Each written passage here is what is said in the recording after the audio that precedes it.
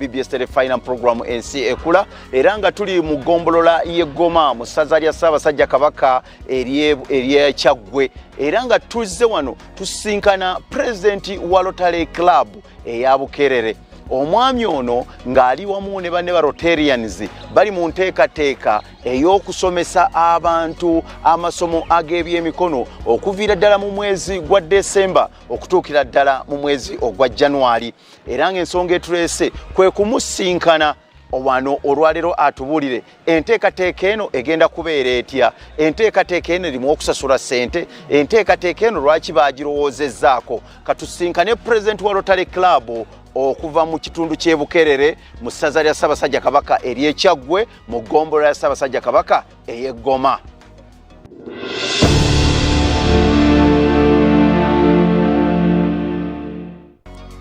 Nze Mwami Kirungi Augustine, Charter President wa Rotary Club y'e Bukerere, ate omukulu w'essomero wa St. Charles Lwanga Senior Secondary School Bukerere. Rotary Club y'e Bukerere yatandika guno mwaka gusooka gwa Rotary. Otumala okutandika mwaka gwa Rotary gutandika nga lumu July ate komekerezebwa ennaku z'omwezi 3 June omwaka oguddako. Butwatandika Rotary ebako ebintu by'erina okukolera abantu. Abayita ba Rotary be bantu abakungaana kabalina buyigize bw'enjawulo bantu banjawulo naye nga begatta okuyamba abantu mu bitundu bawangaalira n'ebitundu byonna ebiriraanyeewo. Rotary eyamba y'engombo yaffe.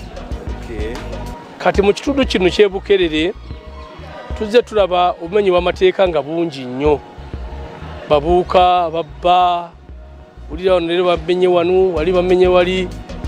Ababuuka tebalina mirimu basiba batambula ku kyalo abamu beeyambise biragalagala bwe batyo bangi nnyo bali ku kyalo tebalina mirimu. Kati ffe nga Rotary butwala bwe tutyo ntulowooza ekibaleetera okumenya amateeka si lwakuba nti baagala kumenya amateeka, mbeera yebaleetera okukola obwetyo.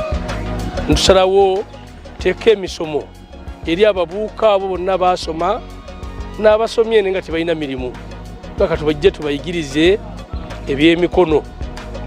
Kubayigiriza ebyemikono bibayambe okweyimirizaako n'okuyimirizaako amaka gaabwe. Okusomesa ababuuka kuno kujja kutandika mu wiiki esooka ya Desemba. Bajja kusomera emyezi 2 bakome January ng'eggwako. Wano St. Charles Lwanga Bukerere gye bagenda okusomera. Tugenda kubabangula mu masomo mangi nnyo mu byemikono. Bagenda kuyiga okufumba baje bayita n'okukola emigaati, baking and cookery. Tugenda kubayigiriza okukola okwokya ebyuma mu Luzungu bagita welding and fabrication. Bayiga okukola geeti, bayiga okwokya amadirisa, bayiga okukola bintu bingi bya nankani welder byakola. Tujja kubayigiriza kukola ku by'amazzi, mu Luzungu gye bayita plumbing. Basobole kubayigiriza kuyingiza amazzi mu nyumba n'ebitundu byonna byetaaga ki amazzi. Tugenda kubayigiriza okutunga. Ebyalaani tubirina wano bingi, aga tubayigirize wakiri bafuneko doozi esooka y'omuntu ayiga okutunga. Omuntu asobola kweyongerayo oluvannyuma era n'enteekateeka Rotary ejja gitegekayo mu maaso eyo. Tujja kubayigiriza okukola enviiri. Omuntu ajja kukola enviiri, abavubuka tubayigiriza okusala enviiri, abakyala tubayigiriza okukola ki enviiri, n'abalenzi tusobola kubayigiriza okukola enviiri bonna babikola. Tugenda kubayigiriza okukola sabbuuni. Sabbuuni w'amazzi omuyita liquid soap. Bakwesendezi bukola ziba ntono nnyo, omuntu asobola kweyimirizaako ng'akola liquid soap. Sabbuuni y'obuwunga gye mutera kuyita omo. Esabbuuni y'ebitole byonna tugenda kukola ki tubayigiriza wano. Tugenda kubayigiriza okuzimba. Babuuka bangi bakola bapoota naye tebamanyi okuzimba. Kati twagala tubayigiriza okuzimba. mukisa bagufulire ddala okwiga kola ki okuzimba twagala tubayigirize okanika emmotoka mu myezi egyo ebiri tujja kubayigiriza okanika ki emmotoka tugenda kubayigiriza n'okukola engatto batulina batubalina bulungi nnyo ebimu ebikola engatto tubirina twagala muntu asobola kweyimirizaako ng'akola ki engatto n'akola akaduuka nayemirizaako tugenda kubayigiriza kola engatto ez'abakyala z'abaana b'obuwala bagenda ku ssomero n'abalenzi tubayigiriza okukola emisipi tubayigiriza okukola bags byonna bagenda kubiyigirawa wano okwewandiisa kujja kutandika nga bwe ngenda kubalambika omuntu yenna ajja kuwaayo omutwalo gumu gwokka training ya bwereere omutwalo gumu kutuyambako kubawandiisa basobole zijja tuyamba mu maaso awo gula ebintu ebitonotono byetaagisa okubatendeka abantu baita ba lotary bakuŋŋaanya kasente kebateeka mu training ejja kubanga ya lunaku lulamba wano St. Charles Lwanga n'ekijjulo ky'emmere ojja kisangawa wano tojja kusiiba njala togenda kusiba mmere ojja buzi n'osoma gwe kasita oli akawunga n'ebijanjalo byo nosobola kukola ki kwongerayo tugenda kubayigiriza tugenda kubawa n'amagezi ku bulamu bwa bulijjo omuntu asobola kuwangaala ate na munne mu mbeera za bulijjo nakyo kikulu kusoma buli lunaku ate ffe omulimu gwaffe ekyemisana tugenda kikuweereza tugenda kwerumya ku bitonotono tulina tusonere ekyemisana tukole ki tukikuwe jangu osome buli lunaku osobole okukwasa mangu bw'osoma ng'oyosayosa tokwasa mangu kiba kyetaaga budde buwanvu nnyo emyezi ebiri gino twagiteekako lwakuba tugenda kweyambisa ebizimbe by'essomero abayizi nga bali mu luwummula. Mr. Kirungi tulina ekizibu ky'abaana abavubuka naddala abamu nti bali eyo ng'abamu ekyabajja mu kusoma kuzaala kati ate emyezi gino ebiri wanaabaawo okukkirizibwa ayina akaana ke kaayonsa okujja nako bw'aba ayina amukwasizaako akaana n'asobola okubeera mu kilaasi kirina buzibu n'akatono waka tugenda kusomesa abavubuka kitwekakasa bulungi ennyo abamu bakyala bafumbo abamu baami mu maka gye bakola ki gye bava era kyolaba tugeza okubasomesa amaka gaffe gogera okulabika obulungi. Ogambye mwagenze mu ekereziya mutambudde mu Goma Council tugenzeeyo n'ebirango tugenda ku CBS tugenda kubeerawokko tujja kubeera ku CBS ku BBS wonna tugenda kulangirawo tulabe nawalala na Radio Sapiensia. Enteekateeka eno eri one off mwaka guno oba muzze n'enteekateeka nga ya buli mwaka abantu batandika okyetegekera kati eno ntandikwa tujja n'okusaba esente kuva mu Rotary International batuwe sente nyingi ennyo tusobole okugunjula ki ababuuka tubone nebikozesebwa basobole okweyimirizaako. Bw'owulira okwogera ennyo mu bavubuka ng'oggyeko gwe by'owulira bwe mubatambulamu nga bakansala kiki kye bagamba ekisingira ddala okubasumbuwa? Abavubuka basinga tugambe bwavu abamu bandyagadde okusoma naye tibasobola bakadde bali tibalina busobozi kirwakuba nti bali tibaagala kusoma bakadde bali tibalina busobozi.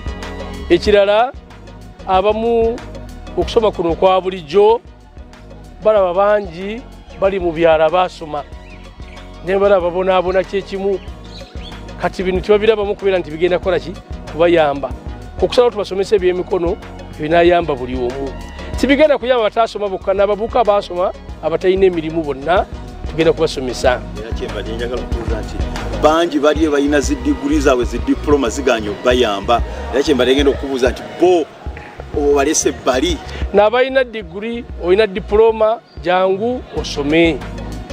Nze nyina mukwano gwange bamuyita Mr. Muwanga yaddeyo wano n'asoma erugogo yasooka n'asoma certificate addamu n'asoma diploma musomesa wa Luzungu naye yasoma diploma mu civil engineering. Saawa zino bamuyita engineer buli wayita wonna azimba ebizimbe bya buli kika ni engineer akozesa ba engineer abasomye okumusinga naye nannyini kampuni so ebituliko si byakusaaga bya ddala. Ani agenda okukulemberamu okusomesa amasomo ago?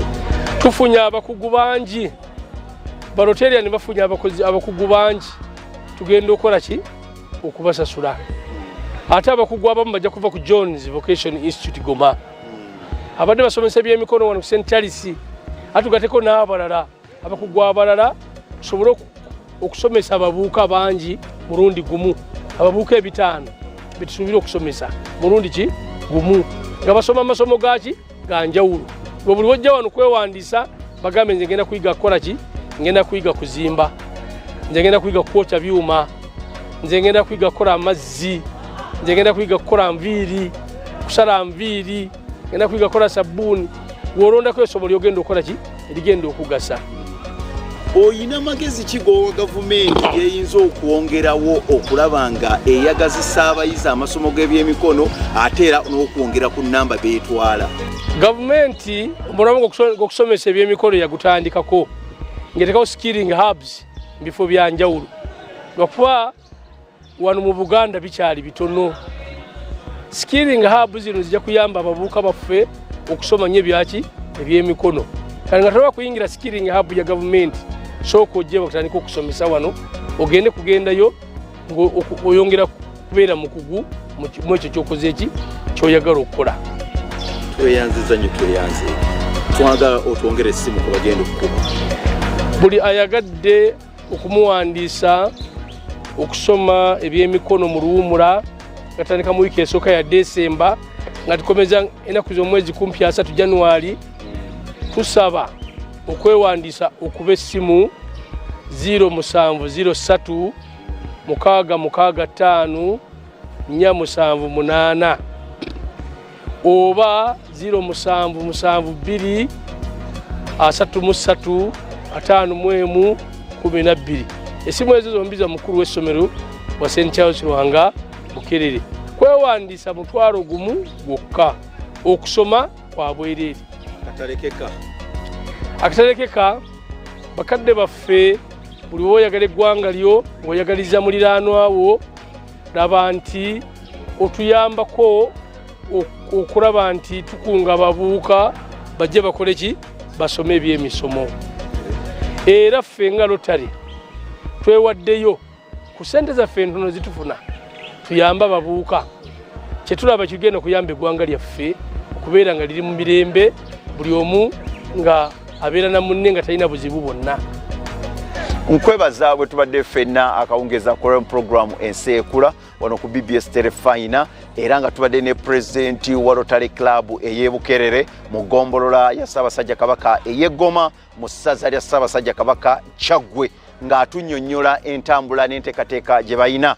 Atunnyonnyodde nga bwe bagenda okusomesa abavubuka beetaaga abavubuka 500 nga bagenda kusomesa okukanika emmotoka bagenda kusomesa okufumba kekisi bagenda kusomesa okufumba obumpwanki bagenda kusomesa okukola engatto n'amasomo amalala mangi nnyo okukola enviiri bingi nnyo bye bagenda okusomesa. Omuvubuka ali eyo mpulira nga ekintu kino kumpi kya bwereere okubanga okwewandiisa kwa mutwalo gumu kyekyoka bagenda kukuwa emmere ey'okulya bagenda kukusomesa bagenda kukulabirira bagenda kukubuulirako ne ku mbeera bw'oteekeddwa okweyisa mu bulamu obw'ensi nga bwe butambula. Omuvubuka tewalisubiddwa mukisa guno. Sijja kusukka wano akawungeeza ak'olwaleero wabula okubagaliza ekiro ekirungi. Ayi Katonda kuuma Kabaka.